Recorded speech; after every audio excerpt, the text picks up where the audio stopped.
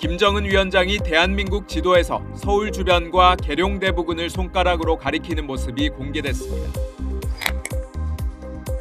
북한은 김정은 국무위원장이 군사위원회를 개최한 사진을 공개했습니다. 조선중앙통신은 이 회의에서 김 위원장이 한반도 정세를 심도 있게 분석하고 전쟁 준비를 공세적으로 더욱 다그치도록 결론을 내렸다고 밝혔습니다.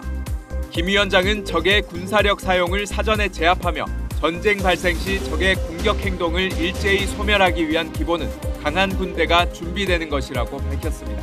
공개된 사진에는 김 위원장이 한국 지도의 서울 쪽과 육해공군 본부가 위치한 충남 계룡대 부근으로 보이는 지역을 손가락으로 가리키며 발언하는 모습이 담겼습니다.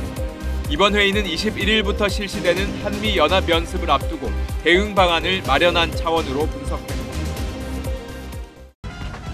지난달 27일 북한의 이른바 전승절 70주년 열병식, 보병부대 행진이 끝날 무렵 우리 경찰에 해당하는 사회안전성 종대에 이어 방패를 앞세운 대열이 나타납니다.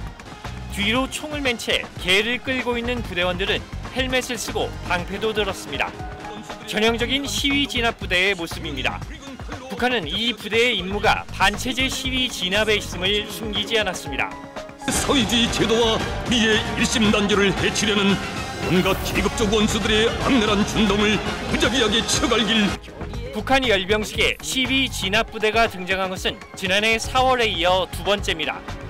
지난해에는 총기를 휴대한 채 개만 끌고 있었는데 이번에는 헬멧과 방패를 동원해 좀 더 시위 진압 부대다운 면모를 과시했습니다.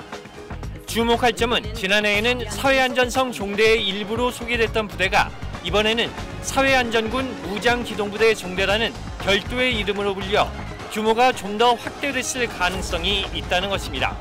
대북 매체는 코로나 경제난으로 민심 이반이 심각해지면서 북한이 시위 진압 부대를 만든 것으로 보고 있습니다. 코로나 이후에 국경이 봉쇄되고 평양에도 배급을 못 줄 때가 있었어요. 평양에서도 불평 불만이 엄청 나오기도 하고 이런 민심을 좀 감지했기 때문에 오히려 이를 진압할 수 있는 부대를 창설해야 된다.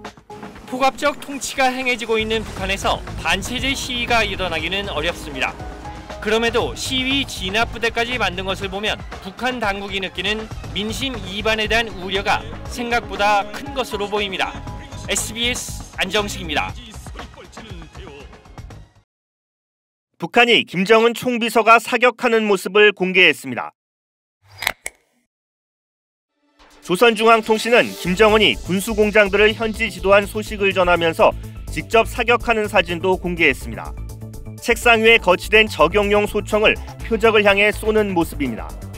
지난 3일부터 어제까지 중요 군수공장을 잇따라 시찰한 김정은은 변화된 전쟁 양상에 맞게 저격무기 현대화를 강조한 것으로 전해졌습니다. 김정은은 초대형 대구경 방사포탄, 저격무기, 전략순항미사일과 무인 공격기 엔진, 미사일 발사대차 생산 공장 등을 둘러봤습니다.